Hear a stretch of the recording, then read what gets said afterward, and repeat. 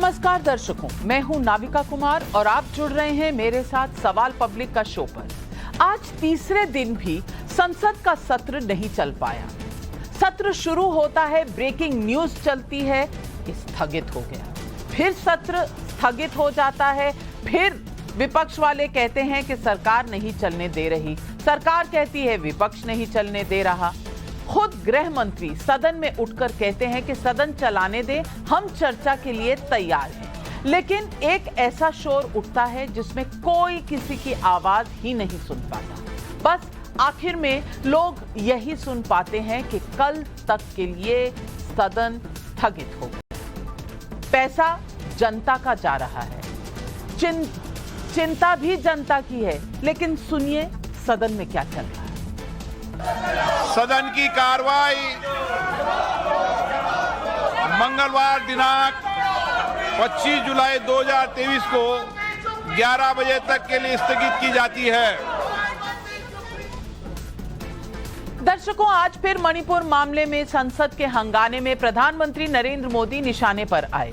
आज जब फिर ये सवाल उठा कि मणिपुर पर चर्चा से कौन भाग रहा है, तब मैं उपराष्ट्रपति जगदीप धनखड़ का अभी कल का ही एक बयान आप दर्शकों को बताना चाहती हूँ। उपराष्ट्रपति जगदीप धनखड़ ने एक कार्यक्रम में कहा है, लोकतंत्र के मंदिरों को कलंकित करने के लिए व्यवधान और गड़बड़ी को रणनीतिक साधन के रूप में हथियार बना दिया गया है। आज जगदीप धनखड़ को ही राज्यसभा में आम आदमी पार्टी के सांसद संजय सिंह को पूरे सत्र के लिए निलंबित करना पड़ा। सुनिए।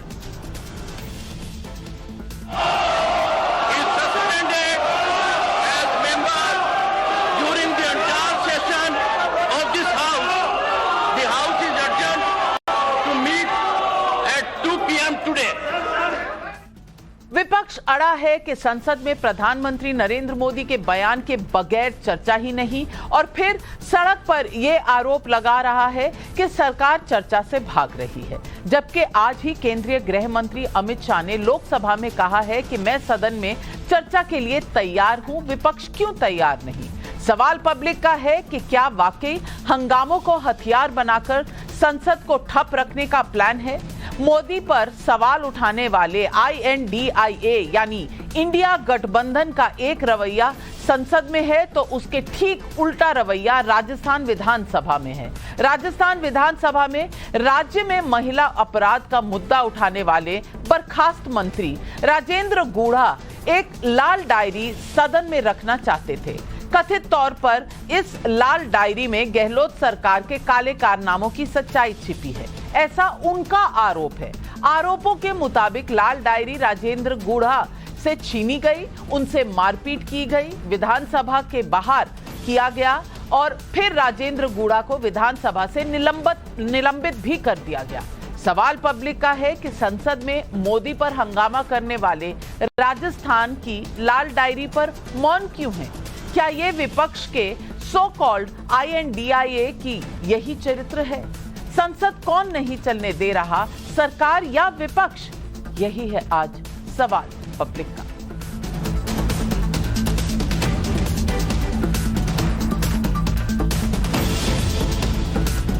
संसद में प्रधानमंत्री नरेंद्र मोदी पर बयान देने का दबाव बनाने के लिए कांग्रेस ने आज डॉक्टर मनमोहन सिंह का उदाहरण दिया।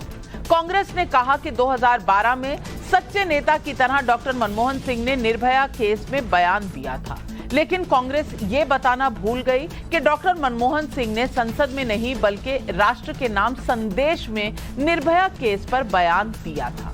यहां मैं बताती चलूं कि दिल्ली की बस में हुआ निर्भया रेप कांड 16 दिसंबर 2012 की रात को हुआ था। उस वक्त संसद का शीत सत्र चल रहा था। यह मामला संसद में उठा और बीजेपी ने उस समय के गृह मंत्री से जवाब देने की मांग भी की थी, लेकिन 20 दिसंबर 2012 को सत्र खत्म होने के बाद विशेष सत्र की मांग ठुकरा दी गई।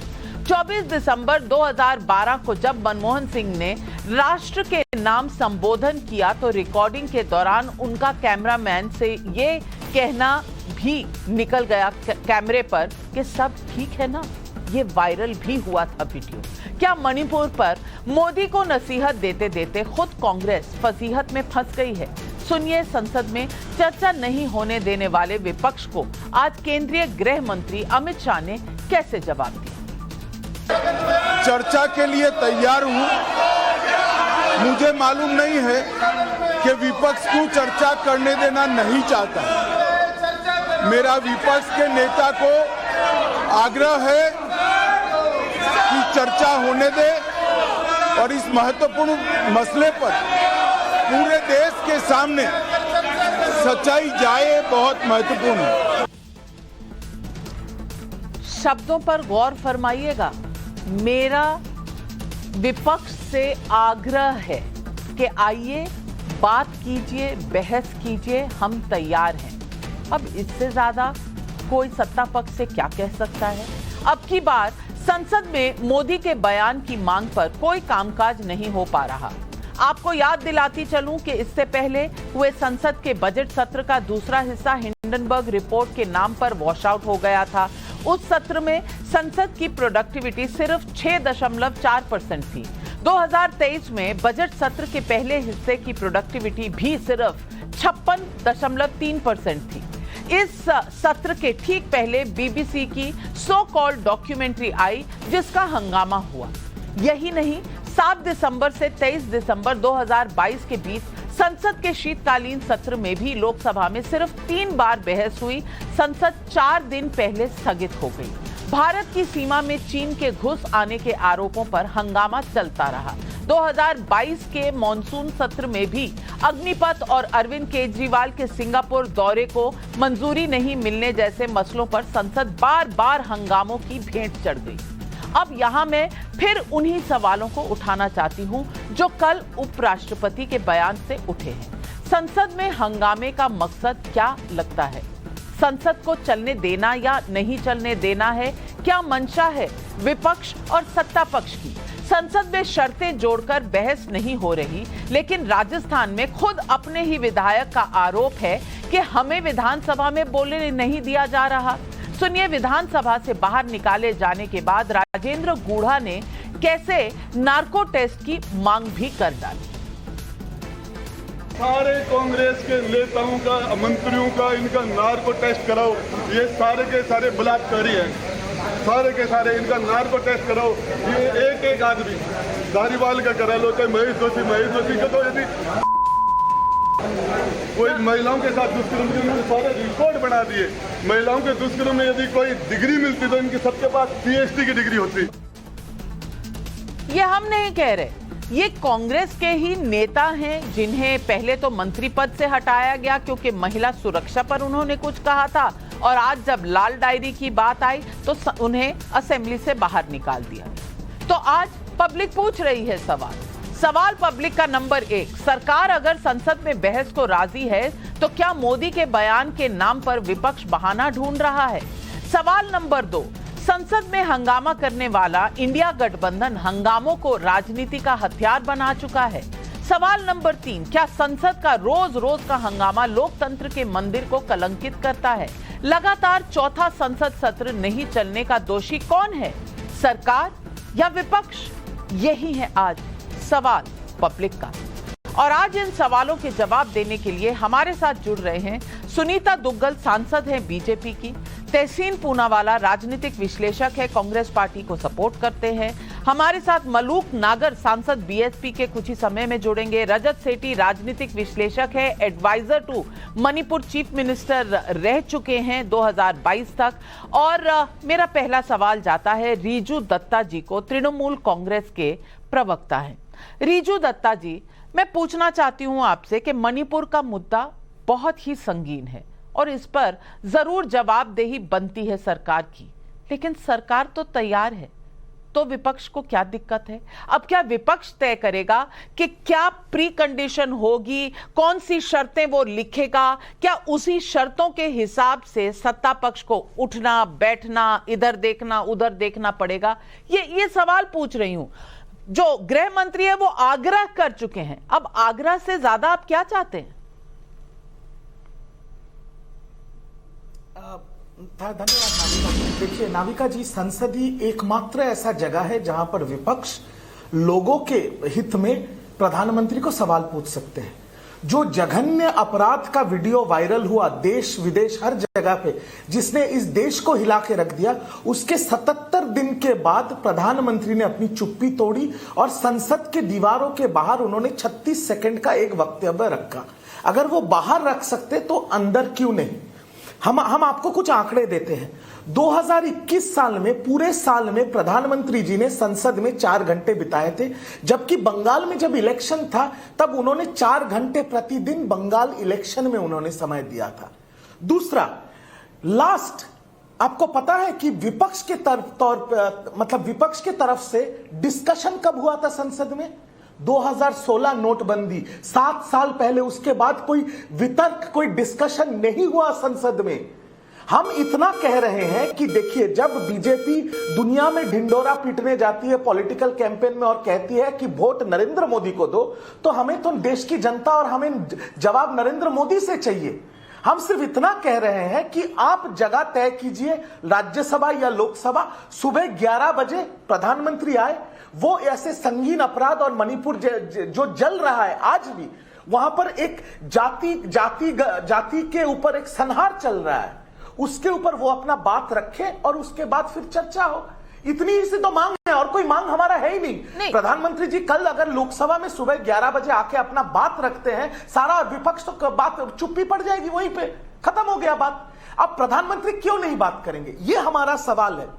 आज आप देखिए 300 सांसद रिजू दत्ता जी, आप तय करेंगे कि सत्ता पक्ष से कौन बोलेगा, आप उनका समय भी निर्धारित करेंगे, आप फिर स्क्रिप्ट भी लिखकर दे दीजिए। शायद यही बाकी रह गया है कि आप उनका वक्तव्य भी लिखकर दे दीजिए, जैसा आप कहेंगे वो वैसा ही पढ़ देंगे। ये किस तरह की मांग है? ये गलत नैरेटिव है नाविका जी। नहीं, अगर मणिपुर का मसला है तो उसका इंचार्ज कौन है? गृह मंत्री नहीं है क्या देश के? और गृह मंत्री को आप सुनने से मना कर देंगे और आप कहेंगे नहीं, आज हमको प्रधानमंत्री से सुनना है, कल हमको फलां से सुनना है। ऐसे थोड़ी होगा। सुनीता दुग्गल जी, मेरा सवाल ये है कि अगर एक मिनट, रिजू दत्ता जी आऊंगी आपके पास वापस, अभी तो डिबेट शुरू हुई है। सुनीता दुग्गल जी, मैं मानती हूं कि विपक्ष चर्चा से कहीं ना कहीं ज्यादा शर्तें रख रही है, लेकिन सवाल तो ये भी सत्ता पक्ष पर उठाया जाएगा कि जब भी मणिपुर की बात आती है तो आप उसके साथ लगा देते हैं राजस्थान, बंगाल। मैं मानती हूं वहां के मुद्दे भी बहुत जरूरी हैं, लेकिन मणिपुर को राजस्थान और बंगाल से जोड़ने की जो कोशिश है वो कहीं ना कहीं मणिपुर के इशू को डाइल्यूट करने की कोशिश नहीं है। यही आरोप आप पर लग रहा है, क्या जवाब है? नविका जी, देखिए, मैं बिल्कुल स्पष्ट रूप से ये बात कहना चाहती हूँ कि महिलाओं के ऊपर अत्याचार चाहे मणिपुर में हो, चाहे राजस्थान में हो, चाहे छत्तीसगढ़ में हो, वो हम में से किसी को भी जो है वो स्वीकार्य नहीं होना चाहिए। इसकी हर किसी को जो है जितने कड़े शब्दों में निंदा हो सके वो करनी चाहिए। इसमें ये सवाल ही नहीं है कि मणिपुर में जो है महिलाओं के साथ अत्याचार है वो ज्यादा है और छत्तीसगढ़ में अगर अत्याचार महिलाओं पे हो रहा है तो वो किसी मामले में भी कम है। राजस्थान के अंदर अगर किसी की अस्मत महिला की तार तार हो रही है वो किसी भी मामले में कम है। देखिए, इसीलिए हमें ये लगता है कि जब आदरणीय गृह मंत्री जो हमारे अमित भाई शाह जी हैं, उन्होंने स्पष्ट रूप से ये बात कही है कि गृह मंत्री जो है वो जो इस तरह के जो लॉ एंड ऑर्डर की जो बोलते हैं कि ओवरऑल जो जिम्मेवारी है वो गृह मंत्री की होती है। वो खुद इस बात के लिए तैयार हैं कि जो मणिपुर के अंदर दुर्घटना हुई, जो घटना हुई उसके अंदर, तो उसको जो है वो किस तरीके से समाज के साथ सामने, किस तरह से पूरे के पूरे हिंदुस्तान के सामने, बल्कि क्योंकि ये मामला जो अब इंटरनेशनल लेवल तक भी बन चुका है तो पूरी दुनिया के सामने स्पष्ट होना चाहिए कि वहां पर क्या हुआ, कैसे हुआ, क्यों हुआ। इस सब के बारे में जब आदरणीय गृह मंत्री जी स्पष्टीकरण देना चाहते हैं, अपनी बात को रखना चाहते हैं, तो मुझे ये बात समझ में नहीं आ रही है कि क्यों इस बात के ऊपर जो है वो विपक्षी जो है वो चर्चा नहीं कर रहे। रिजू दत्ता जी बहुत बेचैन हो रहे हैं, तो सबकी इजाजत से मैं रिजू दत्ता जी से पूछना चाहती हूँ। रिजू दत्ता जी, 6.5 लाख बुलेट्स गायब हैं, लगभग 4,500 वहां से राइफल्स गायब गायब हैं, वहां पर 2023 में 18% जो वेपन्स थे वो सरेंडर होकर लूट हो चुके हैं। अब इन सब आंकड़ों का जवाब तो गृह मंत्री देंगे, आपको इसमें क्या दिक्कत है? मैं आपसे नाविका जी और सुनीता जी जो हमारे माननीय सांसद हैं, मैं उनसे एक सवाल करना चाहता हूं। आप लोग सब अमित शाह जी को सामने ढकेल रहे हैं। अमित शाह जी जो हमारे माननीय गृह मंत्री हैं, वो कब गए थे मणिपुर? मई 29 तारीख को। ये जो घटना, जो निंदनीय घटना जो हुआ था, जो अभी पूरे देश विदेश में चर्चा, ये घटना कब घटी थी? 4 तारीख को। तो उनको ही तो बीरेंद्र सिंह ने नहीं बताया कि ये घटना घटी, ये वीडियो वायरल नहीं होता तो प्रधानमंत्री जी बीच में नहीं आते, और प्रधानमंत्री जी बीच में नहीं आते तो अरेस्ट भी नहीं होते। तो जो गृह मंत्री घटना के 20-25 दिन बाद मणिपुर जाके जिनको इत्तला नहीं थी कि इतनी बड़ी घटना घट गई, तो वो अभी क्या जवाब देंगे? ये मेरा पहला सवाल। दूसरा सवाल, आप मुझे इतना बता दीजिए कि गृह मंत्री को भी बदला जा सकता है, डिफेंस मिनिस्टर बदला जा सकता है, कोई भी मंत्री बदला जा सकता है, प्रधानमंत्री नहीं बदला जा सकता। इस देश की जनता ने उन्हें चुना है, तो देश की जनता सांसद के माध्यम से सुनना चाहते हैं कि प्रधानमंत्री क्या बोलना चाहते हैं। इसमें हमने कहा गलत मांग कर दी। अरे वो तो हमारे भी प्रधानमंत्री हैं, अगर वो 2 शब्द कह देंगे मणिपुर के ऊपर तो लोगों का विश्वास बढ़ेगा। सबसे पहले तो मैं अपना प्रोटेस्ट दायर करना चाहती हूँ। आप किस तरह की भाषा कर रहे हैं कि आप लोग धकेल रहे हैं देश के गृह मंत्री को? अरे ये क्या बात हुई? आप चर्चा जिस मुद्दे पर करना चाहते हैं, हम उस मुद्दे को चर्चा कर रहे हैं। आज सदन में जो हुआ वो हम चला रहे हैं। आपका ये हम पर आरोप है कि हम धकेल रहे हैं देश के गृह मंत्री को सामने। मैं इस आपकी टिप्पणी पर प्रोटेस्ट दर्ज करके सुनीता दुग्गल जी को कहूंगी आपके सवालों के जवाब दें।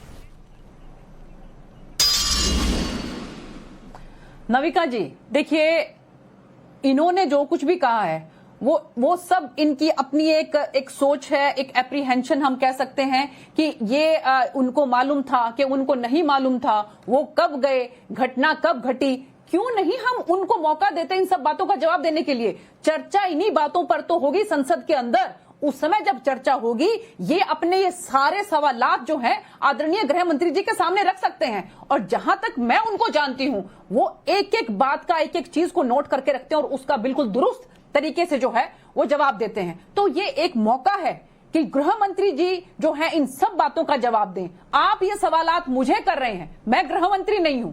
गृह मंत्री जो है वो बता सकते हैं ये सब बातें कि दुर्घटना कब हुई है और उसके बाद जो है वो एफआईआर कब हुई है और उसके बाद जो है वो पकड़े कब गए हैं। यही बातें चर्चा और किस बात पर होगी? मणिपुर में ये सब जो चर्चा होगी इन्हीं बातों पर तो होगी। तो क्यों नहीं मौका दे रहे हैं आप? बहुत दुरुस्त फरमाया सुनीता दुग्गल जी ने। और मैं तहसीन पूनावाला जी आपसे पूछना चाहती हूँ, मैं इस डिबेट में जाना ही नहीं चाहती कि मणिपुर पर डिबेट होनी चाहिए या नहीं, चर्चा होनी बिल्कुल होनी चाहिए, 100% होनी चाहिए। बल्कि कल होने वाली जो चर्चा है वो आज अभी इसी वक्त होनी चाहिए। बल्कि हमने 72 घंटे जो जाया किए हैं, शायद हम जिम्मेदार हैं लेटिंग डाउन पीपल ऑफ मणिपुर। हमने उनके साथ शायद कहीं ना कहीं विश्वासघात किया अगर 72 घंटे डिले किया मणिपुर को डिस्कस करने में। लेकिन ये कहने के बाद मैं एक सवाल आपसे पूछना चाहती हूं कि कितने दोहरे मापदंड होंगे कांग्रेस पार्टी के?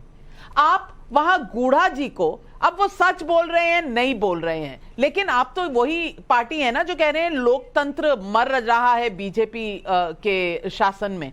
तो वहां कौन सा लोकतंत्र जिंदा है? पहले तो आप अगर वो महिला सुरक्षा की बात करते हैं, उन्हें मंत्री पद से हटा देते हैं, चलिए वो भी इख्तियार है चीफ मिनिस्टर का। आज वो कोई मुद्दा उठाते हैं असेंबली में तो उन्हें पीट दिया जाता है, डायरी छीन ली जाती है। मैं पूछना चाहती हूं, लोकतंत्र कहां है? और जो लड़की हूं, लड़ सकती हूं कहती हैं, वो कोई भी ट्वीट नहीं करती जब राजस्थान, छत्तीसगढ़, बंगाल में कुछ होता है। ऐसा तो नहीं दोहरे मापदंड होने चाहिए? क्यों? नमस्कार नाविका जी, कोई भी दोहरे मापदंड नहीं। बहुत हुआ नारी पे अत्याचार, बहुत हुआ आतंक का वार, अब की बार मोदी सरकार। ये देश ने, इस मुल्क की आवाम ने नरेंद्र मोदी जी को एज प्रधानमंत्री चुना है अगर पार्लियामेंटेरियंस ये अपेक्षा करें कि हमारे प्रधानमंत्री पार्लियामेंट में आकर स्टेटमेंट इश्यू करे, सिर्फ स्टेटमेंट दोनों हाउस में, उसके बाद जो सुनीता जी माननीय सांसद कह रही है उस पर चर्चा हो सकती है। अमित शाह जी का जो फेलियर है, जो मैं बार बार आपके शो पे कहता हूं कि इस देश के सबसे अगर बड़े फेलियर कोई गृह मंत्री वो अमित शाह जी है। नाविका जी 1 मई से लेकर 10 मई तक लगातार मैं आपके साथ, 13 मई तक लगातार मैं आपके साथ टाइम्स नाउ स्टूडियो में था हर शाम, और हर शाम में उसी स्टूडियो में मणिपुर की चर्चा करता था और मैं आपसे पूछता था कि देश के गृह मंत्री कर्नाटका में कैंपेन कर रही, ये सारे सवाल पूछे जाएंगे गृह मंत्री से, उनसे उनका रेजिग्नेशन भी मांगा जाएगा, लेकिन प्रधानमंत्री जी स्टेटमेंट क्यों नहीं दे रहे? ये पहली बात। दूसरी बात, डिस्कशन राज्यसभा में रूल 267 के तहत क्यों नहीं हो रहा? Suspend all business and talk about Manipur, वो क्यों नहीं हो रहा? शॉर्ट ड्यूरेशन चर्चा क्यों चाहती है सरकार? क्योंकि सरकार डिस्टर्ब करना चाहती है हाउस। तीसरी चीज, हाउस विपक्ष का होता है, चलाने की जिम्मेदारी सरकार की होती है, ऐसे मैं नहीं, सुषमा स्वराज जी और अरुण जेटली जी के। तो क्यों नहीं प्रधानमंत्री आके संसद के अंदर स्टेटमेंट देते, उसके बाद जो चर्चा है वो चर्चा माननीय गृह मंत्री और डिफेंस मिनिस्टर कर सकते हैं। लास्ट चीज के बाद में सवाल कहना चाहता हूं, अगर कोई गलत नहीं है, इस वक्त राजस्थान और वेस्ट बंगाल पे ये लोग डाइवर्ट करते हैं, क्या राजस्थान और वेस्ट बंगाल पे इस वक्त सिविल वॉर चल रहा है? मणिपुर के अंदर सिविल वॉर ही नहीं चल रहा है। इस पीएमओ ने वहां के मुख्यमंत्री को अपने ट्वीट्स डिलीट करने लगा है। क्यों ट्वीट डिलीट करने लगा है? किस तरह के ट्वीट किए थे वहां के मुख्यमंत्री ने? इन सब सवालों में जाएंगे ना, किए थे कि नहीं किए थे? मेरा स्टेटमेंट फेलियर है, इसमें कहीं दो राय नहीं है। लेकिन मैं आपकी थोड़ी सी याददाश्त ताजा करना चाहती हूं। 25 दिसंबर 2012 सुशील कुमार शिंदे तत्कालीन गृह मंत्री थे और मैं उसी निर्भया कांड के बाद की बात कह रही हूं। मैं उनका वक्तव्य आपको पढ़कर बताती हूं और ये रिपोर्टेड है, इकोनॉमिक टाइम्स में आया जी, बिल्कुल आप सही कहोगे। अगर हम आज प्रदर्शनकारी छात्रों से मिले तो हमें कल माओवादियों से मिलना पड़ सकता है। Correct. मैं उनसे जाकर नहीं मिल सकता, हम कोई परिपाटी नहीं रख सकते। कल अगर छत्तीसगढ़ या गढ़चिरौली में 100 आदिवासी मारे जाएं तो क्या सरकार वहां जा सकती है? ये दिल्ली का मसला है, इसलिए आप हमें वहां जाने को कहते हो। ये उनका जवाब था। अब ये कितना संवेदनशील था, इसका जजमेंट आप करें। लेकिन एक मिनट, उसका जवाब सुन लीजिए। जब निर्भया कांड हुआ उसके बाद उस बेटी की बॉडी को रिसीव करने के लिए देश के गृह मंत्री और चीफ मिनिस्टर गए थे, उसको फ्यूनरल दिया था, उसकी ट्रीटमेंट के लिए सिंगापुर भेजे थे। हाथरस उन्नाव में क्या हुआ था? नाविका जी एक सेकंड, हाथरस उन्नाव में क्या? ब्रिजभूषण शरण सिंह ने आपके रिपोर्टर को धक्का मारा। डॉक्टर मनमोहन सिंह ने संसद में कोई स्टेटमेंट नहीं दिया था और निर्भया कांड एक ऐसा कांड था, और वही मनमोहन सिंह आसाम में थे। मोदी जी गए मणिपुर, ऐसा कांड था, मनमोहन सिंह जी आसाम गए थे, देश की रूह कांप गई थी और उसके बाद नए लॉज बने थे। सुप्रीम कोर्ट के एक retired chief justice JS Verma के अंडर एक नया कानून, नई कमिटी बनी थी। आप कह रहे हैं कि उस वक्त जरूरी नहीं था, आज जरूरी है। जरूरी वो तब भी था, जरूरी वो आज भी है, लेकिन प्रधानमंत्री गए थे या नहीं गए थे? और उसके बारे में पार्लियामेंट में चर्चा हुई थी या नहीं हुई थी? ये मोदी जी क्यों नहीं गए मणिपुर? ये सवाल वाजिब है या नहीं है? क्यों नहीं जा रहे मोदी जी मणिपुर? आप तय करेंगे। आप तो दिल्ली में, दिल्ली में निर्भया के घर नहीं जाना चाह रहे थे, आज आप सवाल पूछ रहे हैं। सोनिया जी निर्भया के घर गई थी, सोनिया जी गए थे, राहुल जी गए थे, मेनका जी गए थे, उनको महाबल मिश्रा ले गए थे, रात को ले गए थे। हाँ, ये चीज था कि कैमरा नहीं बुलाया था, रात को ले गए थे। मैं एक मिनट तहसीन पूनावाला जी, मैं एक महिला, किसी दो महिलाओं की कहानी कंपैरिजन में हो ही नहीं सकती। तो एक महिला, वो लोग कर रहे राजस्थान वेस्ट बंगाल, मैं बोल सकती हूँ, एक महिला बोल सकती हूँ, और मणिपुर पे चर्चा नहीं, मैं बोल सकती हूँ कि नहीं? मैं ये कहना चाहती हूँ कि आप मखौल मत उड़ाइए। अगर राजस्थान में एक बेटी के साथ कुछ होता है तो वो भी उतना ही जरूरी है। संवेदनशील हैं तो राजस्थान में सिविल वॉर चल रहा है, एक ट्वीट ही कर दें। सिविल वॉर नहीं चल रहा तो महिलाओं की चिंता नहीं करेंगे प्रियंका गांधी वाड्रा, राहुल गांधी चुप रहेंगे। मलूक नागर साहब, मैं आपसे पूछना चाहती हूं, इसमें दोषी कौन है और कौन संसद में चर्चा करने से रोक कर रहा है, सत्ता पक्ष या विपक्ष? देखिए नाविका जी, मुझे समय देना, क्योंकि देश के 17वीं लोकसभा में सबसे ज्यादा पार्टिसिपेशन है और राजस्थान के बारे में भी चर्चा करनी पड़ेगी। प्लीज बीच में मत रोकना। एक तो सरकार की भी जिम्मेदारी बैठती है संसद चले, और विपक्ष की भी जिम्मेदारी बैठती है संसद चले। दोनों आरोप और प्रत्यारोप करते हैं, दोनों के लोग यहाँ हैं, साफ साफ बताएं कि संसद चलेगी, दुग्गल जी भी बैठी हैं, और राजनीतिक विश्लेषण के रूप में ये कांग्रेस की प्रवक्ता ही हैं शायद पूनावाला जी, ये भी बताएं। दूसरा, राजस्थान में जो हुआ है, कांग्रेस का दोहरा चेहरा सामने आया, इनका पाप का घड़ा भरा है जो फूटा है। ये हमारे 6 विधायक तोड़ के लेके गए, डाका डाल के लेके गए, उसमें से मंत्री बनाया, उस मंत्री ने आज इनकी पोल खोली है, 500 करोड़ की लाल डायरी सामने आई है। अब ये क्लियर हो गया देश के सामने, सचिन पायलट को चेहरा रख के जो इन्होंने चुनाव लड़ा, उसको जो मुख्यमंत्री नहीं बनाया और बीच में जो मुख्यमंत्री नहीं बदला, अगर सचिन पायलट को मुख्यमंत्री बना देते, FIR करके इनको सबको अंदर जेल में डाल देते, इन्हें ये डर था, और आज इनके मंत्री ने वो सदन में बिल्कुल पूरी तरह पूरा करा गया है। चर्चा जरूर होनी चाहिए, मणिपुर पर चर्चा होनी चाहिए, मणिपुर के मुख्यमंत्री को तुरंत बदलना चाहिए, SSP जिसके ज्यूरिडिक्शन में यह घटना घटी उसको तुरंत सस्पेंड करना चाहिए, और राजस्थान के मुख्यमंत्री को भी तुरंत बदलना चाहिए। उसके बस की अब सरकार चलानी नहीं है। वहां भी महिलाओं के साथ उत्पीड़न हो रहा है, दलितों के साथ उत्पीड़न हो रहा है, इवन मध्य प्रदेश में भी दलितों के साथ गलत हो रहा है। ये बिल्कुल नहीं होना चाहिए, और देश में ये महसूस होना चाहिए कि हम सबका देश है, कहीं ना कहीं प्रश्न चिन्ह लग रहा है। चर्चा जरूर होनी चाहिए। 18-20 लाख लोग हमको चुन के अपनी शक्ति दे के भेजते हैं, जाओ हमारी ताकत के दम पे तुम देश की संसद में बहस करो। ये उनके मौलिक अधिकारों का हनन है अगर पार्लियामेंट नहीं चलती। नहीं तो आपकी राय क्या है मलूक नागर साहब, क्या प्रधानमंत्री को स्टेटमेंट देने के बाद ही डिबेट होगी, चर्चा होगी? क्या ये शर्तें सही है? ये शर्तें सही है क्या मलूक नागर जी? पार्लियामेंट में होते नहीं है। नहीं, शर्तों पर चर्चा क्या ऑपोजिशन विपक्ष का हक है क्या? देखिए, ये जो लोग यहाँ पे बैठ के टेलीविजन पे, मैं सारे टेलीविजनों पे देखता हूं, जो चर्चा करते हैं, इनको संसदीय प्रक्रिया की जानकारी नहीं होती है।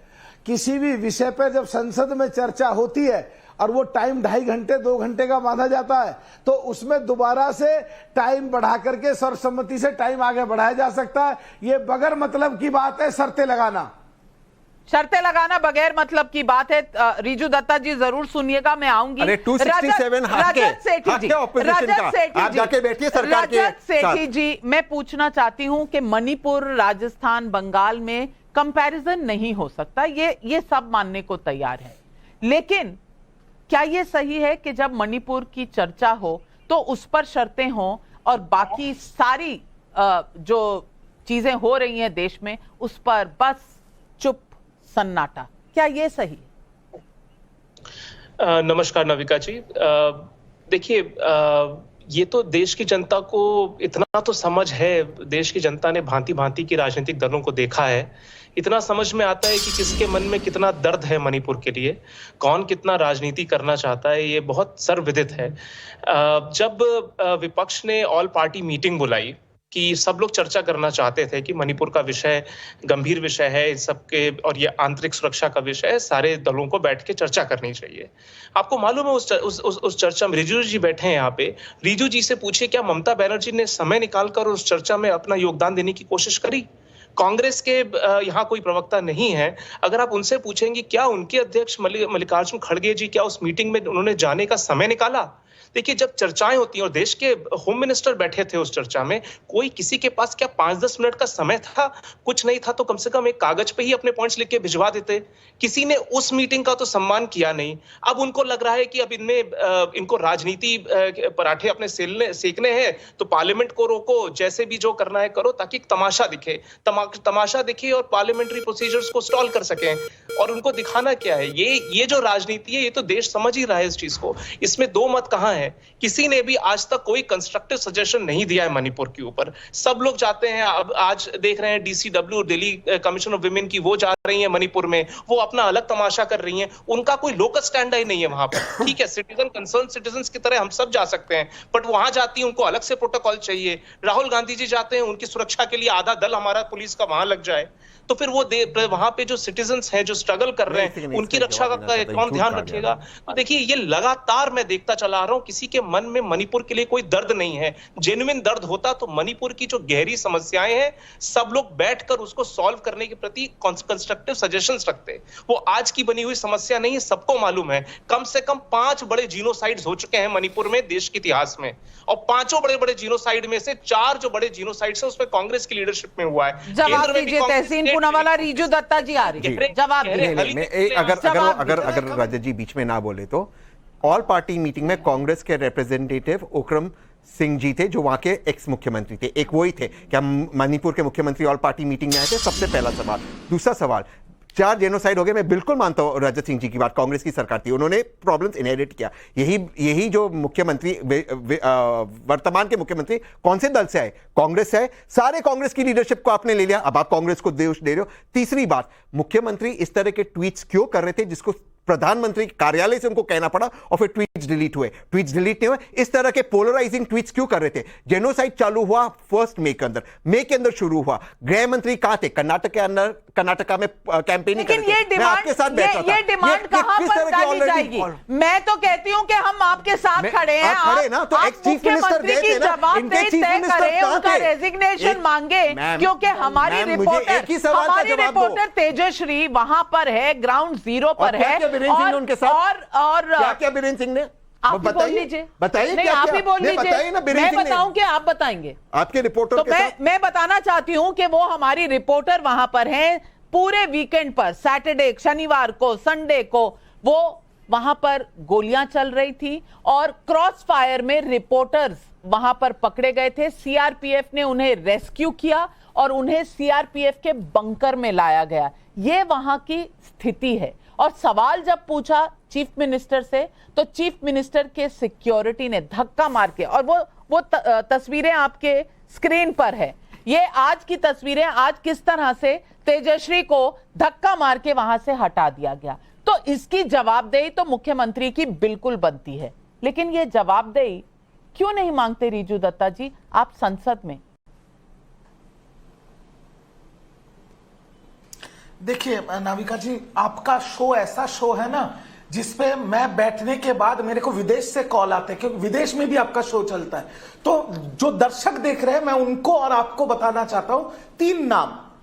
3 बार का बीजेपी के विधायक वाल्टे साहब, उनका घर जलाया गया, उनको इलेक्ट्रिक शॉक दिए गए, उनका बॉडी पैरालाइज हो गया, उनका ड्राइवर को काट काट के मार दिया गया। बीजेपी के और एक विधायक होलकिप साहब, वो खुद बोल रहे हैं कि सीएम एन बीरेन सिंह ने अपने मिलिशिया छोड़ दिया है कुकी कम्युनिटी के ऊपर और प्रधानमंत्री की चुप्पी हमसे बर्दाश्त नहीं हो रही। मणिपुर के गवर्नर मोहतरमा, उन्होंने क्या बोला नेशनल टीवी पे कि हमने ऐसा दृश्य कभी नहीं देखा, 5000 घर जल गए, 60,000 लोग बेघर हो गए। उसके बाद आप मेरे को एक चीज बताइए, जब हिमाचल प्रदेश में इलेक्शन से पहले 3 मुख्यमंत्री बदल दिए जाते हैं तो फिर मणिपुर के बीरेन सिंह को क्यों नहीं बदला गया? अभी तक क्यों आर्टिकल 356 इंपोज नहीं किया गया मणिपुर में? और आखिर मैं यही पूछना चाहता हूं कि इस देश की जनता ने वोट दिया है एक आदमी को और उसका नाम है नरेंद्र दामोदर दास मोदी, और किसी को नहीं, बीजेपी को नहीं, मोदी जी को। तो ये सवाल संसद में उठना चाहिए या टाइम्स नाउ नवभारत पर? टाइम्स नाउ नवभारत पर तो आपकी आवाज है, लेकिन संसद में आप क्यों नहीं कह रहे? सुनीता दुग्गल जी, विपक्ष जो मुद्दा उठा रहा है वो बहुत संगीन है। मैं पूछना चाहती हूं क्या पहले आप, नहीं हम नहीं तुम, क्या ये कहीं ना कहीं दोनों के बीच में ईगो की लड़ाई बन चुकी है? सबका अहम सामने आ रहा है। आज ये सवाल जनता पूछना चाहती है और ये कल की तस्वीरें आपके स्क्रीन पर हैं। अब तक वहां घर जल रहे हैं। जी देखिए स्थिति वहां पर बहुत गंभीर है, इसमें कहीं कोई दो राय नहीं है। मैं बल्कि आपके माध्यम से ये कहना चाहती हूं, जो हमारे विपक्ष दल के यहाँ पर जितने भी नेतागण बैठे हैं, कि क्यों ना हम लोग संसद के अंदर जो है वो महिलाओं के ऊपर चाहे कहीं भी अत्याचार क्यों ना हो रहा हो, पूरे देश के अंदर उस पर मिलजुल कर हम लोग जो है वो चर्चा करें, और इसके साथ साथ एक कोई खास ठोस कदम हम ऐसे उठाएं जैसे निर्भया कांड के समय में उठाया गया था कि कहीं पर भी अगर महिलाओं के ऊपर अत्याचार होता है, चाहे वो कोई प्रदेश क्यों ना हो, हम इसमें किसी भी तरह का जो है वो ऐसे डिवाइड नहीं कर सकते। इसको हमें बहुत संजीदगी के साथ लेना होगा, क्योंकि आप मेरी बात सुनिए। देखिए, आप बोल रहे थे, मैं बिल्कुल चुप रहती हूँ जब भी कोई बोलता है, मैं बिल्कुल किसी में कोई इंटरफियर नहीं करती। नविका जी, जब इनका टर्म आए आप इनको बोलना, आपकी ये जो है अपनी टर्न पे बात करें। अभी रिजू दत्ता जी आप पहले सुन लीजिए, फिर बोलिए। कहना चाहती हूँ, मैं केवल एक बात कहना चाहती हूँ कि ये बार बार ये सिविल वॉर की बात करते हैं, बल्कि मुझे तो ये हैरानी हो रही है कि ये इस बात को क्यों नहीं समझते हैं कि जो सिविल वॉर होती है उसके अंदर जो समुदाय आपस में लड़ते हैं तो वो अपना हर तरह का संयम खो बैठते हैं। उस समय में उनको बिल्कुल ये ध्यान नहीं रहता कि वो उसकी बेटी है, वो उसकी माँ है, जिसके हिसाब से वो लोग एक सॉफ्ट टारगेट महिला को लेकर जिस तरह का अत्याचार कर रहे हैं। लेकिन राजस्थान के अंदर क्या हो रहा है कि वहां पर खुद कांग्रेस की जो पार्टी है उनके अपने नेता आज जिनको इन्होंने बाहर निकाला, गुड़ा जी, उन्होंने क्या कहा? उन्होंने ये कहा कि अगर महिलाओं के ऊपर उत्पीड़न की बात करें तो कांग्रेस के एक नेता को है, अगर उसको देख लें तो शायद उन्होंने पीएचडी कर रखी है। 2 नेताओं के तो उन्होंने बल्कि स्पेसिफिकली नाम भी लिए। तो ये देखिए, सिविल वार के अंदर तो आपको आप इतनी आपकी हालात खराब हो जाती हैं कि आपको कुछ अच्छा बुरा कुछ समझ में नहीं आता, किसका घर जल रहा है। मुद्दा तो सही उठाया आपने। और मलूक नागर जी, रिजू दत्ता जी, मैं आ रही हूँ आपके पास। मलूक नागर जी, रिजू दत्ता जी ने कहा कि इस देश ने चुना है तो नरेंद्र दामोदर दास मोदी को चुना है। तो मैं पूछना चाहती हूँ कि नरेंद्र दामोदर दास मोदी जी को अगर चुना है देश ने, तो काउंसिल ऑफ मिनिस्टर्स किस लिए होता है, कैबिनेट किस लिए होती है? क्या हर मुद्दे का जवाब सिर्फ प्रधानमंत्री को ही देना होता है? गृह मंत्री के आने वाले जो सब्जेक्ट्स हैं, क्या वो गृह मंत्री नहीं दे सकता? वित्त मंत्री के सब्जेक्ट्स क्या वित्त मंत्री नहीं दे सकती? क्या हर चीज पर विपक्ष सिर्फ एक जिद बनाकर बैठ ले कि प्रधानमंत्री बोलेंगे तभी चर्चा होने देंगे? क्या ये नियम के अनुसार है? देखिए, या तो ये प्रश्न जो पूछ रहे हैं टीएमसी वाले, इनकी गलती है, ये सही प्रश्न पूछें, या बीजेपी वालों को इनका जवाब देना चाहिए, क्योंकि जिम्मेदारी बीजेपी वालों की बैठती है। और मैं ना टीएमसी में हूं ना बीजेपी में हूं। जहां तक बात है संसदीय प्रणाली से संबंधित, जिस भी मंत्रालय से संबंधित कोई मुद्दा हो जिस पे चर्चा हो रही हो, चर्चा शुरू से पहले या चर्चा पूरे होने के बाद उसी मंत्रालय का मंत्री व्यक्तित्व संसद में समापन के तरफ उस इश्यू पे देते हैं। रिजू दत्ता जी, क्लियर बोल दिया मैंने, पार्लियामेंट्री व्यवस्था। रिजू दत्ता जी, जवाब आपके सामने है। मैं देखिए, मैं माननीय सांसद से पहले सुनीता जी से 2 सवाल करना चाहता हूं, फिर मैं मलूक साहब को जवाब देता हूं। सुनीता जी, आप औरत हैं, मेरी नेत्री ममता बनर्जी भी एक औरत है, हम औरत का सम्मान करते हैं। बट इस देश ने तो वो दृश्य भी देखा कि जब आप लोग नए संसद बिल्डिंग में बैठते थे या घूमने जाते थे, तब इस देश की ओलंपिक्स की बेटियां उसी संसद के 100 मीटर बाद रोड पे बैठी रहती थी। विमेन रिजर्वेशन बिल, आपको पता है मैडम कि टीएमसी ने पार्लियामेंट में रेस किया, बीजेपी ने अभी तक उसको यूज नहीं किया। क्यों? आज आप बोल रहे हैं सुनीता जी, मैं सुन लूंगा आपकी बात, पर ब्रिजभूषण शरण सिंह आज मणिपुर में महिलाओं के ऊपर अत्याचार हो रहा है, उस पर प्रेस कॉन्फ्रेंस कर रहा है। मतलब ओसामा बिन लादेन अभी टेररिज्म को खराब बताएंगे। ये क्या हो क्या रहा है देश में? मेरा सवाल एकदम साफ है मैडम, आपको चर्चा करना है। प्रधानमंत्री, ऐसा नहीं कि प्रधानमंत्री ने बात नहीं की, प्रधानमंत्री ने बात की। मॉनसून सेशन शुरू होने से पहले पार्लियामेंट के बाहर उन्होंने मणिपुर का तो रिजू दत्ता जी, अगर यही सवाल आप संसद में पूछोगे तो ये रिकॉर्ड पर जाएगी। आप टीवी डिबेट पर बोल रहे हो, संसद में बोल नहीं रहे हो। ये कहां का नियम है? नंबर 1। और मलूक नागर जी ने जो कहा कि नियमों के हिसाब से ये मुद्दा गृह मंत्री के अधीन आता है, उनका जवाब आप नहीं सुनोगे। आप तय करोगे कि देश कैसे चलेगा, जबकि आप विपक्ष में हो। कहीं सकारात्मक विपक्ष की भूमिका भी तो हो सकती है ना। एक सेकंड मैडम, तहसीन ने इसका बहुत अच्छा जवाब दिया कि संसद जो है वो विपक्ष का है, चलाने की जिम्मेदारी सरकार की है। और एक चीज मैं इतना बोल दूं कि मुझे ये व्यक्तिगत तौर पे लगता है कि संसद में जाने वाला हर व्यक्ति का पहले तो एक मास्टर्स डिग्री होना चाहिए। संसद विपक्ष का है, चलाने की जिम्मेदारी सत्ता पक्ष की है। बहुत तो फिर तो बहुत अच्छी बात है। फिर लोकसभा में मेजॉरिटी जिसकी भी आए, बनना चाहिए ऑपोजिशन को ही लोकसभा का जो नेता है उन्हीं को चुनना चाहिए। मलूक नागर जी, आ रही हूं क्योंकि जनता के बहुत से सवाल आए हैं। शिशिर भालचंद्र घाटपांडे का भोपाल से सवाल है, आज निलंबित होने वाले संजय सिंह आखिर क्यों जब से सांसद बने हैं तब से सिर्फ हंगामे के चलते ही संसद में सुर्खियों में रहते हैं। केदार सिंह जी जडेजा का गांधी धाम से कच्छ से सवाल है, क्या संसद में इस तरह के हंगामों को रोकने के लिए कानून नहीं लाना चाहिए? एक और कानून, मलूक नागर जी, एक और कानून आना चाहिए। देखिए, मैं आपकी जानकारी में आज एक चीज बहुत बढ़िया लाना चाहता हूं देश से और संसद से संबंधित। आज मैंने 21 तारीख को फीड किया था रूल्स 377 के तहत, जिसमें मणिपुर, राजस्थान और मध्य प्रदेश में औरतों के खिलाफ जो ये घटनाएं घट रही हैं या औरतों के साथ जो जघन्य अपराध हो रहे हैं जिससे देश शर्मसार हो रहा है, तो उसके बारे में था। मुझे खड़े होकर ये पढ़ना था और 377 को बगैर पढ़े नहीं रह सकते, पढ़ के बोलना पड़ता है। तो मुझे ये ले करना पड़ा और जिसमें सरकार बाध्य होती है जवाब देने के लिए। और ये आज कई अनस्टर्ड क्वेश्चंस आए, कई मेरा सप्लीमेंट्री लगा हुआ था, 8-10 प्रोविजन थे, सब के सब ऐसे ही धाराशायी रह गए और ये बगैर पढ़े हुए चला गया। ले करना पड़ा मुझे और सरकार बाध्य होती है। तो जो लोग यह टेलीविजन पे बैठते हैं उन्हें संसदीय प्रणाली की पूरी चर्चा की जानकारी होती नहीं है। और मुझे तो ये लग रहा है पिछले 2 सत्र में एक दिन भी संसद नहीं चली, ये सत्र भी खाली चला जाएगा। संसद मुझे लगता है अब हमारे लोगों के लिए नहीं रह गई है, जो पूरी तरह तहसीन पूनावाला जी आपसे पूछना चाहती हूँ। एक बार बहुत पहले एक स्टेटमेंट सीताराम येचुरी जी ने कहा था, टिरेनी ऑफ नंबर्स, और ये सत्ता पक्ष के लिए कहा था। मैं आपसे पूछना चाहती हूँ, क्योंकि बीएसपी के एमपी हैं मलूक नागर साहब, वो इंडिया के गठजोड़ में नहीं है, तो आप उनको अपने सवाल उठाने का सौभाग्य भी नहीं देंगे? वो भी तो एक सांसद हैं, उनके हक का क्या, उनके लोकतांत्रिक हकों का क्या?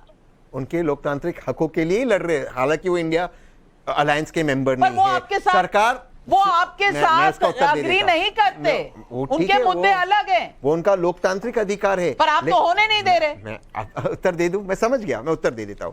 मैं दोबारा से अरुण जेटली जी और सुषमा स्वराज जी को कोट करता हूं कि हाउस चलाने की जिम्मेदारी सरकार की, माननीय चेयरमैन ऑफ राज्यसभा, माननीय स्पीकर ऑफ लोकसभा की है। ये क्यों नहीं चलने देते? ये पहली बार ऐसा दृश्य देख रहा है भारत, इंडिया, कि सरकार डिबेट से भाग रही है। मैं एक चीज अपनी डिबेट से नहीं भाग रही, मुझे 10 सेकंड आज अमित शाह जी जो गृह मंत्री है, उन्होंने आग्रह किया है कि मैं जवाब देने को तैयार हूं। नहीं, आप बिल्कुल जवाब दे। आप फैक्ट्स को गलत नहीं बता सकते। 10 सेकंड दे दीजिए, फिर आप मुझे 10 सेकंड।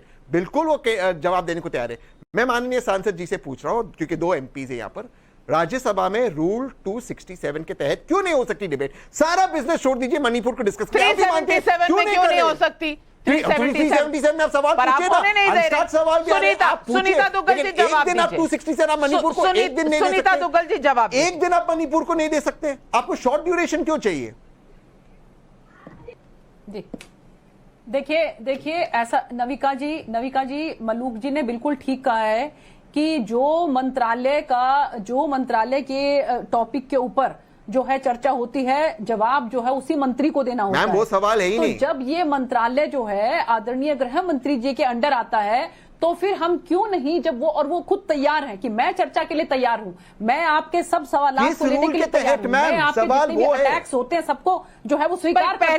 पहले आपकी शर्त है कि प्रधानमंत्री बोलेंगे तभी डिबेट होगी। किस रूल के तहत है? हमारा रूल माना जाएगा कि नहीं? मलूक नागर जी का हक, पर मलूक नागर जी का भी तो कोई हक है ना?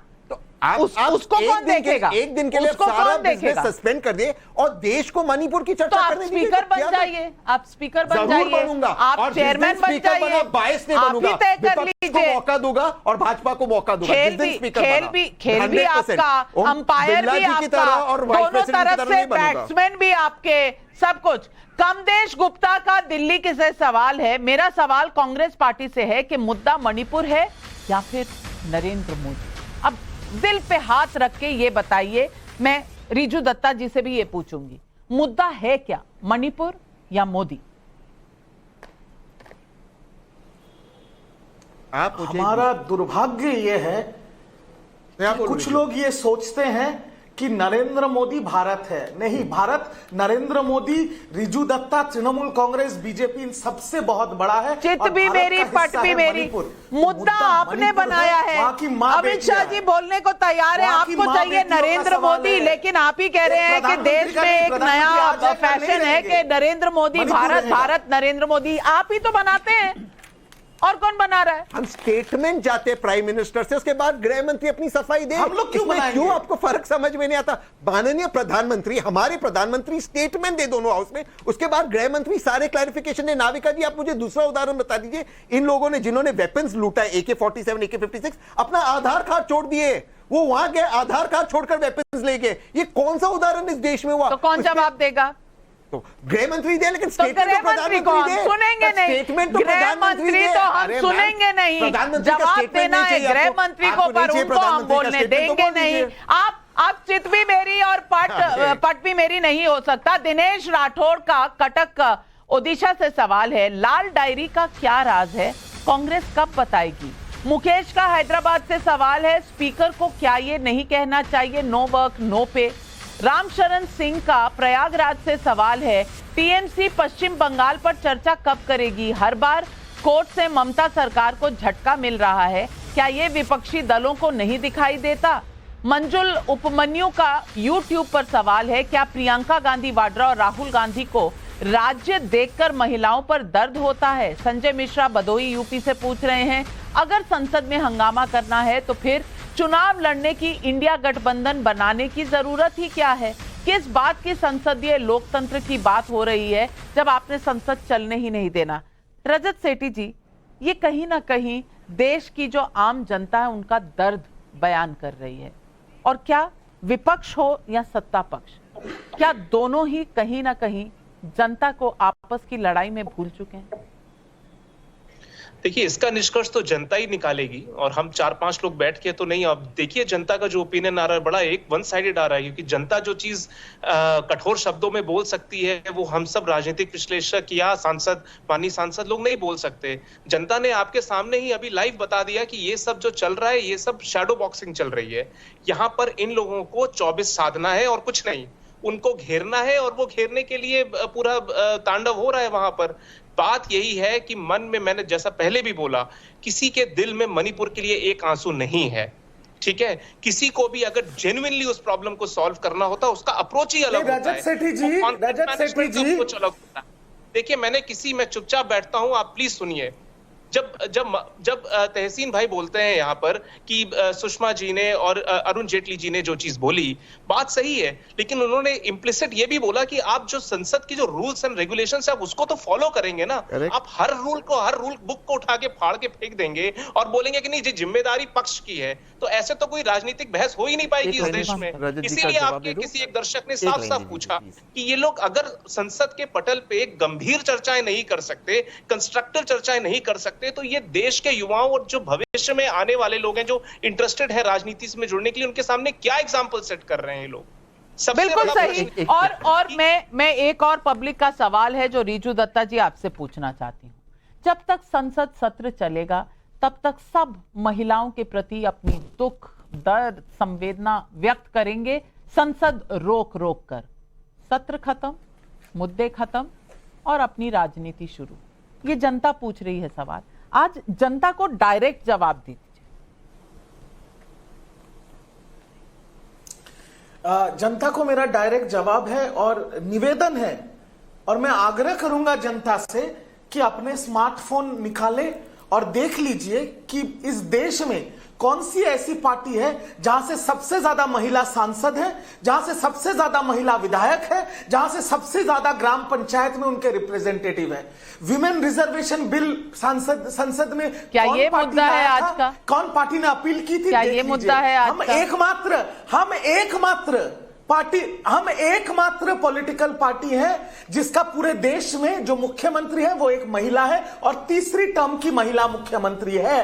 आज अगर मणिपुर जैसा कांड जो रजत जी यहां बोल रहे हैं और सुनीता जी बोल रहे हैं और मलूक साहब बोल रहे हैं, अगर मणिपुर जैसा कांड किसी नॉन बीजेपी राज्य में होता तो बीजेपी और मीडिया क्या करती, ये सवाल आप खुद से पूछिए। लेकिन जब आप बंगाल पर चुप रहते हैं, कांग्रेस राजस्थान पर चुप रहती है, छत्तीसगढ़ पर चुप रहती है, तो जनता सवाल ना पूछे, क्योंकि इन सवालों के तो जवाब हुआ ही नहीं करते, क्योंकि विपक्ष है। विपक्ष संसद का ओनर है, प्रॉपर्टी राइट उसका है। क्या ये इंटरप्रिटेशन सही है? क्या ये मतलब निकलता है? ये तो देश की जनता ही जवाब देगी। मणिपुर पर बहुत जरूरी है चर्चा होना, सवाल और सवालों के साथ अकाउंटेबिलिटी, जवाबदेही जरूर फिक्स होनी चाहिए। वहां के मुख्यमंत्री बने रहने चाहिए या नहीं बने रहने चाहिए, इस पर भी सवाल होना चाहिए। लेकिन इस संवेदनशील मसले पर जरूरी है कि संसद में इस पर बहस हो। यह बहस मणिपुर समस्या के समाधान के लिए बहुत जरूरी है, क्योंकि सबका मत जरूरी है। देश को जोड़ना है, तोड़ना नहीं है। राजनीतिक दल जरूर अलग हो सकते हैं, लेकिन देश हम सबका है। क्यों इतने फासले, क्यों इतनी शर्तें? क्यों नहीं हम जाते हैं और संसद में चर्चा करते हैं ताकि देश को सवालों के जवाब मिल सके। आज बस यही है मेरा नजरिया। आज सवाल पब्लिक का शो पर बस इतना ही, लेकिन जाने से पहले आपको खेलेगा इंडिया, जीतेगा भारत सारे इस कॉन्टेस्ट के विनर्स के नाम बता दूं। 21 जुलाई के विनर्स हैं महेश एम परमार गुजरात से, सरोज मिश्रा झारखंड से। 22 जुलाई के विनर्स का नाम है गिरीश चंद्र दुबे कोलकाता से, राजाराम मोहित महाराष्ट्र से, अनिल कुमार झा बिहार से। 23 जुलाई के विजेताओं के नाम भी आपके स्क्रीन पर है। रुचि शर्मा दिल्ली से, सिद्धार्थ चतुर्वेदी अहमदाबाद से, परिमल सैनी अंबाला कैंट से। आप सभी को बहुत बहुत बधाई। जरूर देखते रहिए सवाल पब्लिक का, टाइम्स नाउ नव भारत। बस लेती हूं आपसे इजाजत।